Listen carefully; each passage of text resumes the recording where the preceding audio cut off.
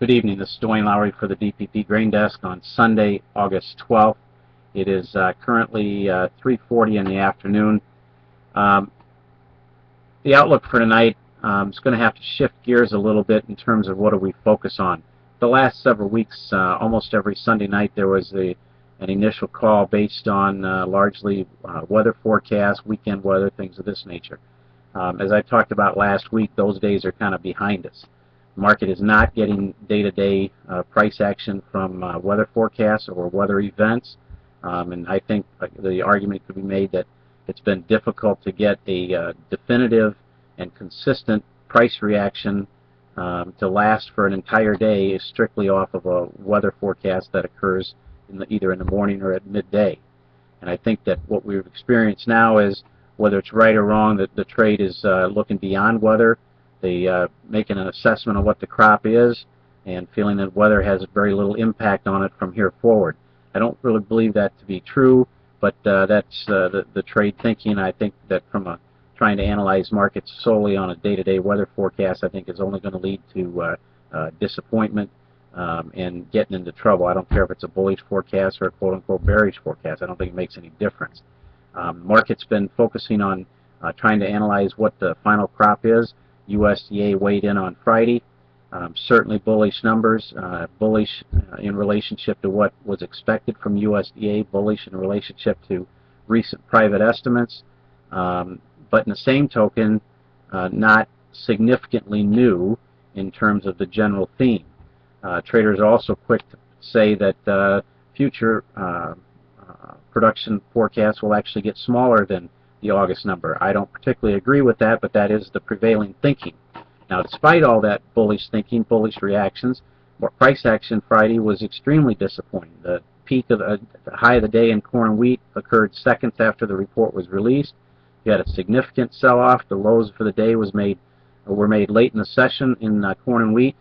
Soybeans managed to hover into positive territory for a longer period of time and performed better, but still finished well off its highs. And considering the scope of the bullishness in the figures released Friday, even soybean price action was seen as, kind of a eyebrow-raising question mark. Why did it not perform better type of situation? So I think there's a lot of disappointment created after Friday's reports and the post-report price action that followed it. That in and of itself may not be enough to break the market, but I don't think that's the first thing we've had. We've had for 2 or 3 weeks here at least, we've had many days where price action has underperformed expectations.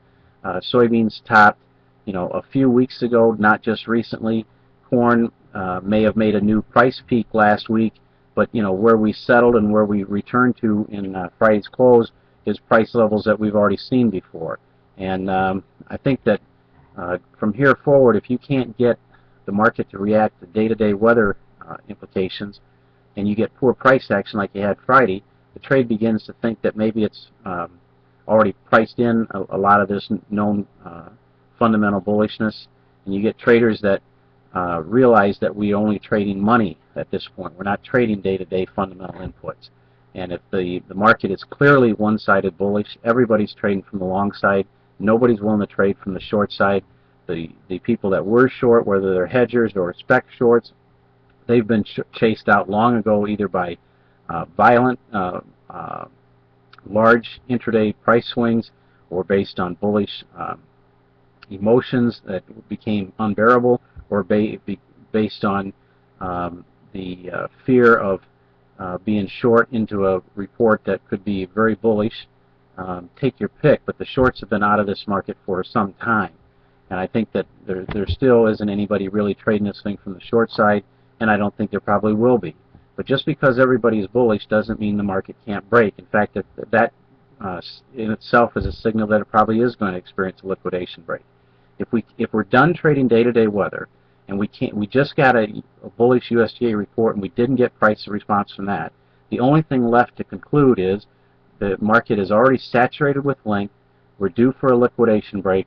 We got harvest not that far ahead of us anymore. The crop is what it is, and the next thing that we're going to deal with in terms of an unknown is going to be South American weather concerns. that is still some time away before that becomes a major influence and a major day-to-day focus.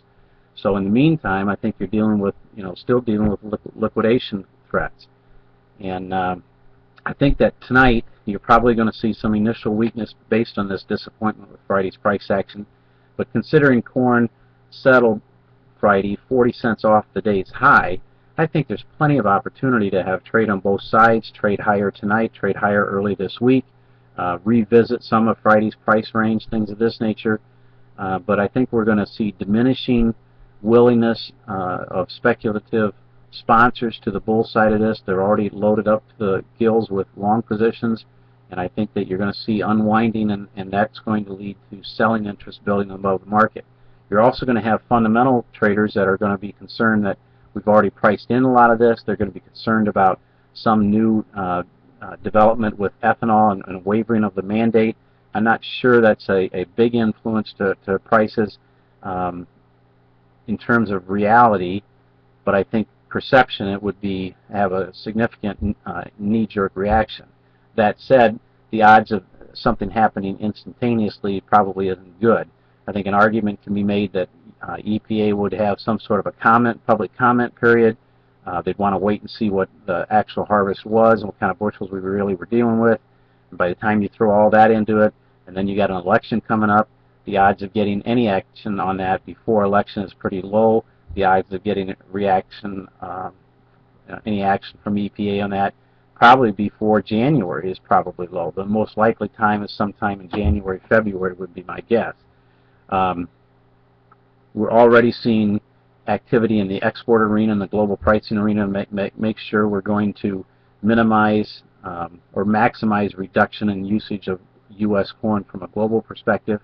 The feed rations in the U.S. are going to try to use wheat as much as possible. They're going to cut livestock producers. They're going to cut back. They see a problem that's going to last for months, for the entire marketing year. So whatever process it takes to minimize demand is certainly well underway. This isn't just happening or yet to begin. It's well underway. So I think you got a lot of things here that say that for the time being, maybe we're high enough. And if we're high enough and the market's loaded with speculative longs, there's an excellent chance that we're going to see some of that liquidation occur prior to harvest. With the report out of the way and kind of getting disappointing action after that, we have to respect the potential for this liquidation break to occur at any moment. Also, when you're done with watching this video on the DPP Grain Desk website, where you came to watch this video, on the right-hand side there's a survey that asks you about what you've considered the price implications are for your crop insurance payout based off of Friday's reports, based on what you think is going to happen in your own fields. And I'm asking a question in the survey, have you considered price implications from here forward your crop insurance payout? And I want it, if you have time, I'd like you to fill out that survey. I think it's kind of interesting, and you can see the results after you take the survey. I think it's kind of interesting, and it might be kind of a surprise to see how people are reacting and what they're thinking in terms of their own particular crop size and what they might see with the crop insurance payout.